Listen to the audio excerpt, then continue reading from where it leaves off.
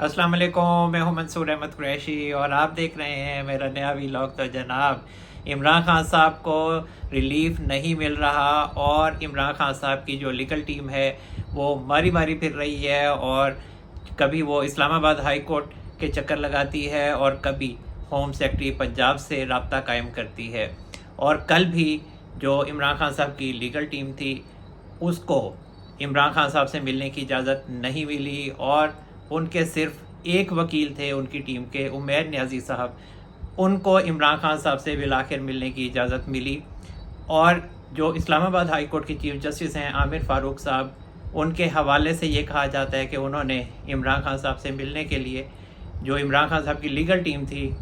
उनके हवाले से इंतज़ामिया को ऑर्डर किया था कि इमरान खान साहब को इनकी लीगल टीम से मिलने की इजाज़त दी जाए। लेकिन जो आमिर फ़ारूक साहब हैं उन्होंने अपने जो ऑब्जर्वेशंस थी उसमें ये भी कहा था और वकला को बताया भी था इमरान खान साहब के कि आप इस मामले को सियासी ना बनाएं और ये सेशन कोर्ट का हुक्म है। और इमरान खान साहब को तोशाखाना केस में जो करप्ट प्रैक्टिसेस थी उसकी वो मुर्तकब हुए थे और इसी वजह से इमरान खान साहब को 3 साल कैद की सज़ा सुनाई गई। तो आप इकट्ठे होके बहुत ज़्यादा तादाद में जो अटक जेल उनसे मिलने ना जाएं, बल्कि 2 से 3 वकला या 3 से 4 वकला हो जाएं और वो वहाँ चले जाएं। लेकिन जो वकला हैं इमरान खान साहब के, वो भी एक सियासी जो हिकमत अमली है उसको अपनाए हुए हैं और इसी वजह से जो इंतज़ामिया है अटक जेल की और जो रियासत है वो इनकी साजिशों को समझती है और इसी वजह से जो इमरान खान साहब से उनकी लीगल टीम है उसका मिलना नहीं हो रहा। और वजह ये भी है कि जो इस्लामाबाद हाई कोर्ट के चीफ जस्टिस आमिर फ़ारूक साहब से ये लिखवा लेते हैं कि इमरान खान साहब से इन्हें मिलने की इजाज़त दी जाए, लेकिन जो नाम लिखे जाते हैं, जो इंतज़ामिया को लिखवाए जाते हैं, ये उससे ज़्यादा तादाद में अटक जेल पहुंच जाते हैं। सपोज़ ये है कि ये 4 वकला लिखवाते हैं अपना नाम और वहाँ पहुंच जाते हैं 15 वकला। जो सोशल मीडिया पे इन्होंने वीडियो अपलोड की उसमें भी जो फ़ौज थी पूरी वकला की वो इमरान खान साहब से मिलने के लिए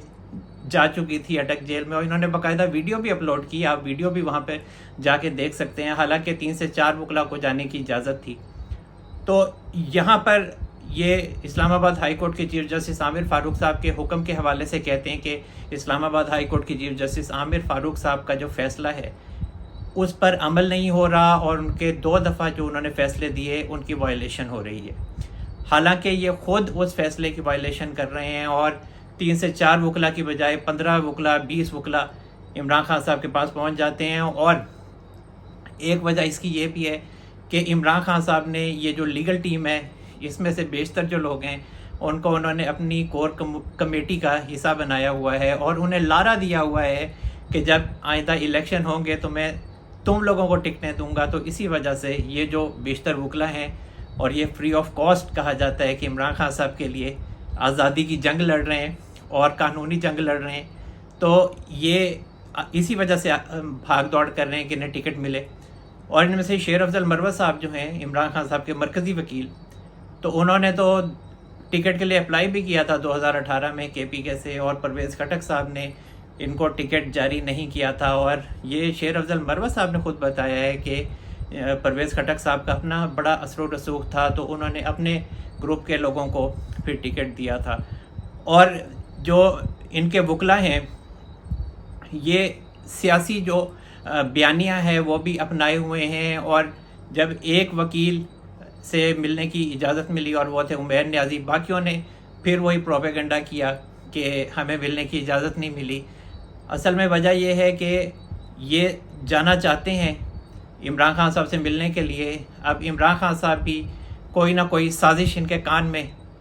कर देते हैं, फूंक मार देते हैं। इसी वजह से जो इंतज़ामिया है वो ये चाहती है कि अब जो मुल्क का अमन है वो ख़राब ना हो। तो इसी वजह से फिर इंतज़ामिया तो चाहती है कि इस्लामाबाद हाई कोर्ट के जो चीफ जस्टिस हैं आमिर फ़ारूक साहब, उनके हुक्म पर अमल किया जाए और जो नाम उन्होंने बताए हैं अपने ऑर्डर में वही रब्ता करें, लेकिन वो होता नहीं है इमरान खान साहब की लीगल टीम की तरफ से। और इमरान खान साहब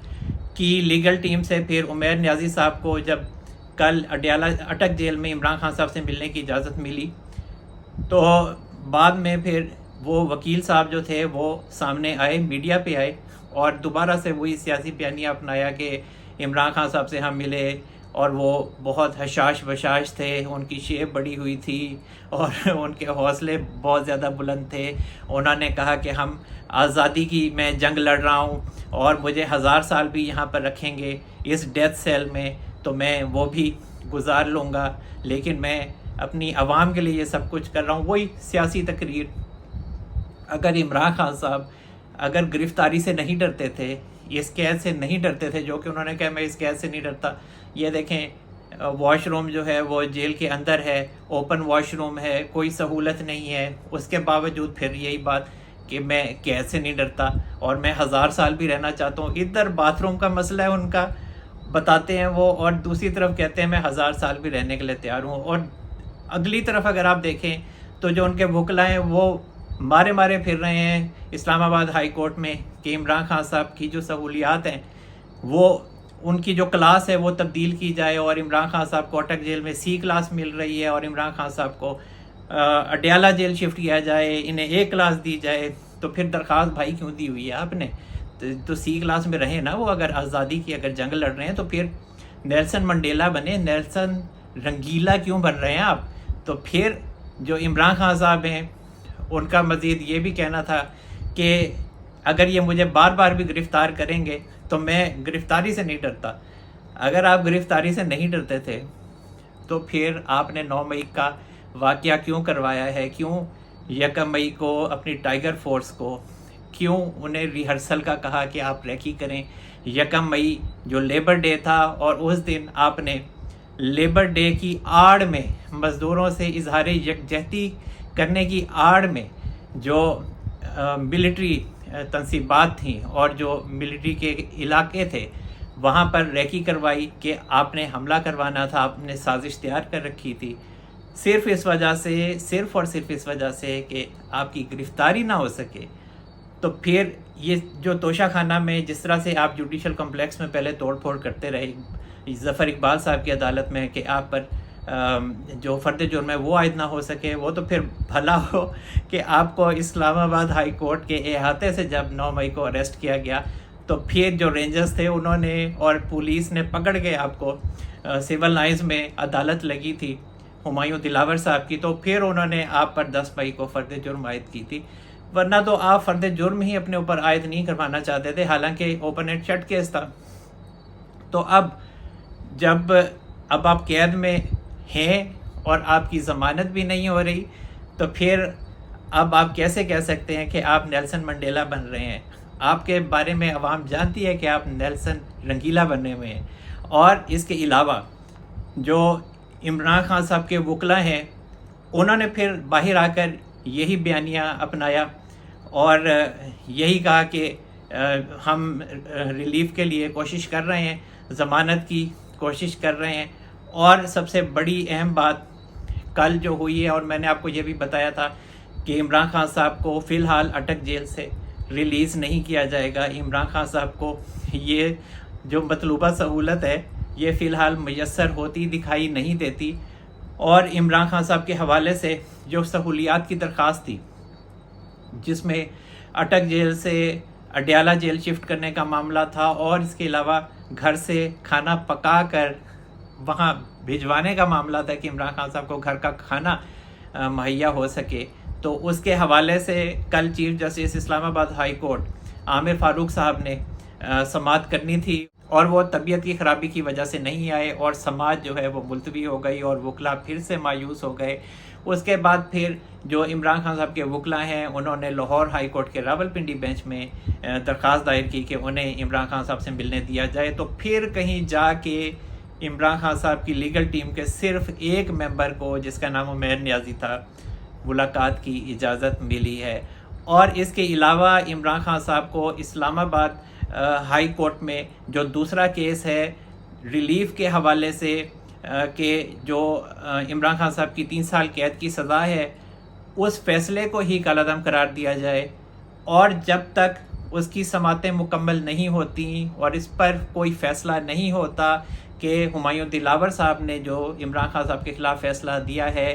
وہ غیر قانونی ہے، اور اس وقت تک عمران خان صاحب کی جو 3 سال قید کی سزا ہے وہ معطل کی جائے اور ضمانت پر رہا کیا جائے۔ اور وہ جو سماعت ہے وہ سماعت اب 22 اگست کو ہونی ہے۔ اب دیکھتے ہیں کہ چیف جسٹس اسلام آباد ہائی کورٹ عامر فاروق صاحب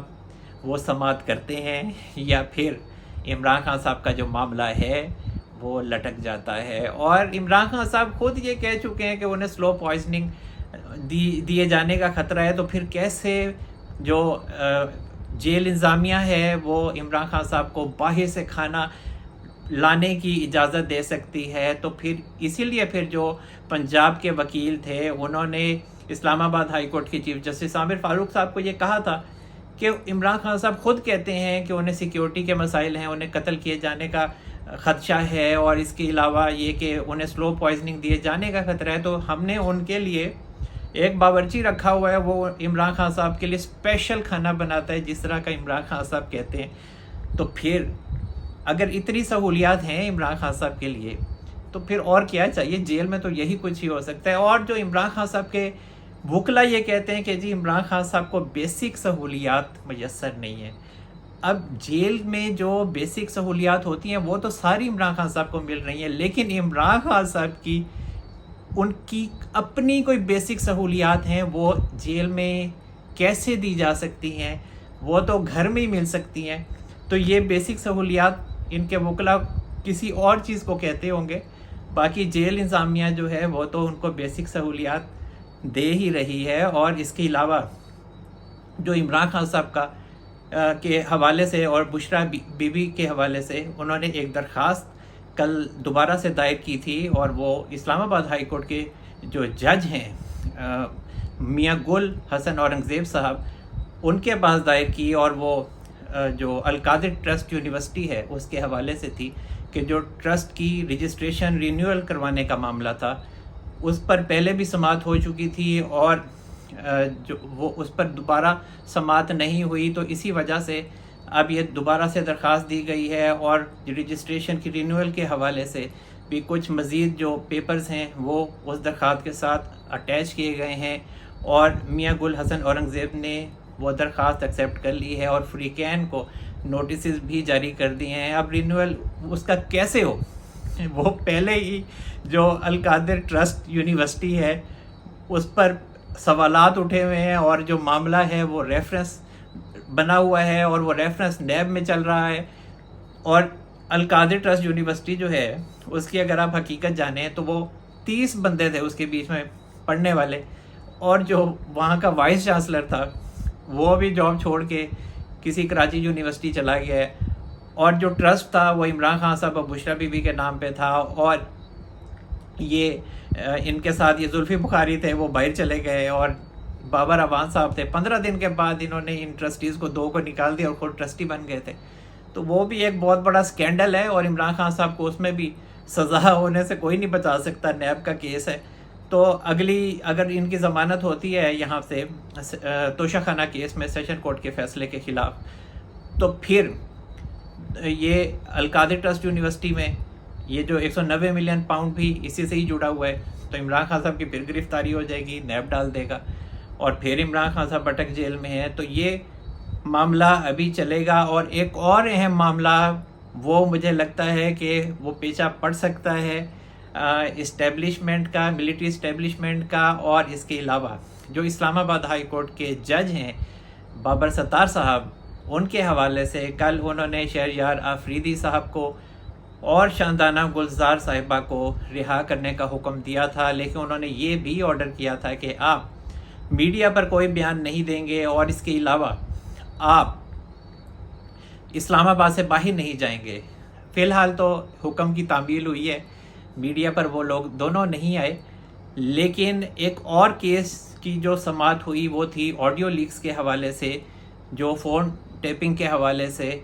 تو وہ جو معاملہ ہے وہ جو سابق چیف جسٹس ہیں ثاقب نثار صاحب ان کے صاحبزادے نجم ثاقب کا، اور وہ معاملہ تب پیش آیا تھا جب नजम साकिब साहब ने एक पीटीआई के उम्मीदवार थे अबू ज़र चद्दड़ साहब, और गालबन हल्का था पीपी 137 शेखुपुरा से, और उन्होंने साकिब निसार साहब के ज़रिए अबू ज़र चद्दड़ साहब ने पार्टी टिकट ख़रीदा था पीटीआई का। और फिर जो नजम साकिब साहब हैं वो अबू ज़र चद्दड़ साहब से ये बात करते हुए पाए गए थे, और वो रिकॉर्डिंग सामने आई थी कि आपके लिए हमने बहुत मेहनत की है, बाबा ने बहुत मेहनत की है, आपके लिए बहुत मेहनत की है। तो अबू ज़र चद्दड़ साहब ने यही कहा था कि मैं पहले टिकट जमा करवा दूं या आपके पास पहले आ जाऊं। उन्होंने कहा ये तेरे ऊपर है, वैसे बाबा को ना जफ्फी डालने एक दफ़ा ज़रूर आ जाएंगी, बिल्कुल यही अल्फाज उन्होंने इस्तेमाल किए थे। और फिर उसके बाद अब जफ्फी तो कोई नहीं इतनी दूर से डालने के लिए आता, ये तो कोई जेब गर्म करने का ही मामला हो सकता है। और फिर उन्होंने जो मियाँ उमैर थे गालिबन उनसे बात की थी, और फिर वहाँ पर जो नजम साकिब साहब थे उनका यही कहना था कि जी मैं 1-20 से कम नहीं लूँगा, 1-20 अब 1 करोड़ 20 लाख तो हो सकता है ना। तो ये मामला सारा चला था, और साकिब निसार साहब ने इस बात से डिनाई नहीं किया था। और जो साकिब निसार साहब हैं उनसे उन्होंने ये मौक़िफ़ दिया था कि मैं मुफ्त जो है मैं कंसल्टेशन देता हूँ। अब मैं रिटायर हो चुका हूँ तो मैं अपने बेटे के ऑफ़िस जाता हूँ, तो बेटे के ऑफ़िस जाके गालिबन यही कुछ ही करते थे। तो उनका जो मामला है वो कौमी असम्बली में आया था, और जो स्पीकर कौमी असम्बली थे राजा परवेज़ अशरफ साहब, उन्होंने पार्लिमानी कमेटी को ये मामला भेज दिया था। और फिर जो नजम साकिब साहब हैं उनको बुलाया गया था, और नजम साकिब साहब ने जो उनको समन भेजा गया था पार्लिमानी कमेटी में पेश होने का, तो उन्होंने उसको चैलेंज कर दिया था इस्लामाबाद हाई कोर्ट में, और बाबर सत्तार साहब के सामने वो केस लगा था। और बाबर सत्तार साहब ने 31 मई को इसकी समाअत की थी, और उन्होंने दरख्वास्त एक्सेप्ट करने के बाद जो समन के ऑर्डर्स थे वो मुअत्तल कर दिए थे, और नोटिस जारी कर दिए थे। और वफाकी हुकूमत जो थी शहबाज शरीफ साहब की, उनसे ये सवालात पूछे थे कि क्या ये जो फ़ोन रिकॉर्डिंग है क्या ये आइनी है, क्या ये लीगल है, जो हमारा पाकिस्तान का सिस्टम है। उसके हवाले से कोई वफाकी हुकूमत ने जो बाबर सत्तार साहब चाह रहे थे वैसा जवाब नहीं दिया था जो उनकी पसंद का हो। और इसके अलावा उन्होंने अटार्नी जनरल उस्मान मंसूर अवान साहब को भी तलब किया था, उनके हवाले से बताया गया कि वो यहाँ पर नहीं है। और ये कल की समाअत में बाबर सत्तार साहब ने कहा है कि उस्मान मंसूर अवान साहब भी यहाँ पर नहीं आते अटार्नी जनरल। तो अब आपको 4 सितंबर की मोहलत दी जाती है, और आपसे 3 सवाल दोबारा पूछता हूँ कि क्या ये जो फ़ोन टैपिंग है ये आइन की कौन सी शिक है जहाँ पर ये लिखा हुआ है कि फ़ोन टैपिंग जो है वो हो सकती है। और दरख्वास्त में जो नजम साकिब साहब हैं उन्होंने ये भी इस्तदा की थी कि ये भी अदालत तयन करे कि क्या ये कानूनी है फ़ोन टैपिंग करना, और इसके हवाले से सज़ा भी मुख्तस की जाए। तो इसी हवाले से ये समाअत हो रही है अभी। और जो कल इन्होंने दूसरा सवाल पूछा है बाबर सत्तार साहब ने, वो ये है कि अथॉरिटी किसकी होगी अगर ये लीगल है, अगर फ़ोन टैपिंग होती है और जो मटेरियल है वो कौन उसकी अथॉरिटी, किसके पास अथॉरिटी है, किसकी ज़िम्मेदारी होगी अगर ये डाटा लीक होता है। और तीसरा उनका सवाल ये है कि अगर ये मामला गैर कानूनी है, इल्लीगल है फ़ोन टैपिंग, तो फिर ज़िम्मेदारी किस पे आयद होती है। तो अब उन्होंने जो मैं कह रहा हूँ ना कि ये इस्टेब्लिशमेंट, मिलिट्री इस्टेब्लिशमेंट के साथ हो सकता है कि रफड़ पड़ जाए, उस पर हम बाद में बात करते हैं। तो ये उन्होंने अब जो सेक्रेटरी दाखिला हैं, सेक्रेटरी दिफा हैं और अटार्नी जनरल ऑफ पाकिस्तान से पूछा है और कहा है कि आप 4 सितंबर को अपने जो जवाबात हैं वो जमा करवाएं इन 3 सवालात के, और बयान हल्फी भी जमा करवाएं। मज़ीद ये कि 18 सितंबर को आप तीनों जो हैं वो ज़ाती हैसियत में पेश हों। तो ये अभी की है। और जो नई अभी मिनिस्ट्री ऑफ डिफेंस के मिनिस्टर आए हैं वो गालिबन अनवर अली हैदर साहब हैं, वो आर्मी के ही हैं, रिटायर्ड। तो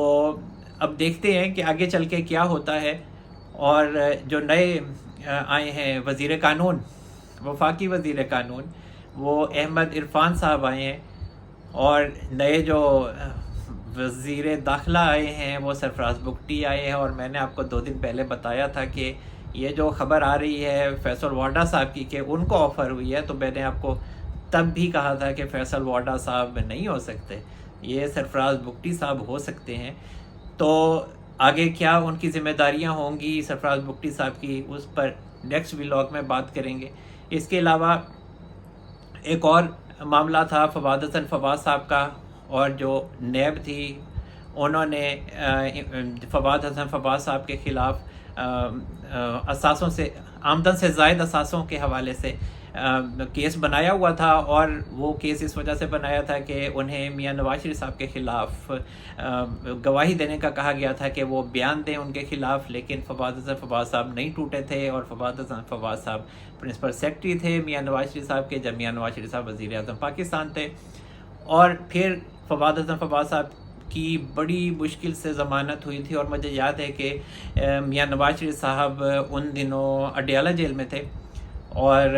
انہی دنوں میں پھر فواد حسن فواد صاحب جو ہیں وہ نیب کی قید میں تھے. پھر فواد حسن فواد صاحب نے آخرکار رگڑے کھاتے کھاتے انہوں نے ہائی کورٹ سے ضمانت کروا لی تھی. تو پھر نیب نے اس ضمانت کو چیلنج کیا تھا کہ سپریم کورٹ میں کہ ان کی جو ضمانت ہے وہ غیر قانونی ہے، اور ان کے خلاف ریفرنس تھا، کیس بنا ہوا تھا، تو یہ ضمانت خارج کی جائے. تو وہ جو درخواست ہے وہ سپریم کورٹ میں اب لگی ہے، اور اب جو نیب کے پروسیکیوٹر تھے ان کا یہ کہنا تھا کہ اب یہ جو معاملہ ہے یہ غیر مؤثر ہو چکا ہے، اور فواد حسن فواد صاحب جو ہیں وہ بری ہو چکے ہیں، تو اب آپ بھی اس کو غیر مؤثر قرار دے دیں، جس پہ سپریم کورٹ نے پھر درخواست کو فارغ کر دیا ہے. تو آنے والا جو وقت ہے وہ عمران خان صاحب کے لیے بہت زیادہ مشکلات لانے والا ہے، اور عمران خان صاحب کا فی الحال کیسز سے بچنا بہت زیادہ مشکل ہے، اور یہ لمبی جنگ ہے جو عمران خان صاحب نے لڑنی ہے. میاں نواز شریف صاحب جب ڈسکوالیفائی ہوئے تھے 2017 میں، تب میں نے اس وقت بھی کہا تھا کہ میاں نواز شریف صاحب کو بہت لمبی جنگ لڑنی ہے. تو اب یہ جو جنگ ہے، اب میاں نواز شریف صاحب کی تو ختم ہو چکی ہے، وہ سرخرو ہو چکے ہیں، لیکن یہ جو عمران خان صاحب کے حوالے سے جنگ ہے یہ بہت زیادہ لمبی ہے. اور میاں نواز شریف صاحب کے خلاف جو کیسز تھے ان میں کوئی جان نہیں تھی، لیکن عمران خان صاحب کے خلاف جو کیسز ہیں ان میں واقعی جان ہے، اور عمران خان صاحب کا فی الحال بچنا بہت مشکل ہے. اور یہ کہنا کہ یہ سیاسی کیسز ہیں، تو سیاسی کیسز نہیں ہیں. اب میں آپ کو اگزامپل دیتا ہوں، جیسے یہ توشہ خانہ کا کیس ہے، کرپٹ پریکٹسز کا کیس ہے، وہ خود مانتے ہیں کہ انہوں نے یہ کچھ کیا ہے. اس کے علاوہ القادر ٹرسٹ کیس ہے، وہ بھی یہی کچھ ہے. وہ بھی 190 ملین پاؤنڈ کا جو کیس ہے یہ بھی وہی کچھ ہے، یہ سیاسی کیس نہیں ہے. اسی طرح 9 مئی کے واقعات میں ہی پھنس جاتے ہیں، تو وہاں پہ بھی وہ بھی کوئی سیاسی کیس تو نہیں ہے، فوج پہ حملے جو کیے ہیں انہوں نے. تو یہ عمران خان صاحب کے لیے بہت زیادہ مشکلات لے کر آئے گا، اور آئندہ بھی الیکشن جب ہوں گے تو تب بھی عمران خان صاحب کا باہر نکلنا بہت زیادہ مشکل ہے. تو جناب اب تک کے لیے اتنا ہی. اللہ تعالیٰ ہم سب پر اپنا رحم و کرم فرمائے. منصور احمد قریشی کو اجازت دیجیے. اپنا بہت سارا خیال رکھیے گا. اللہ حافظ.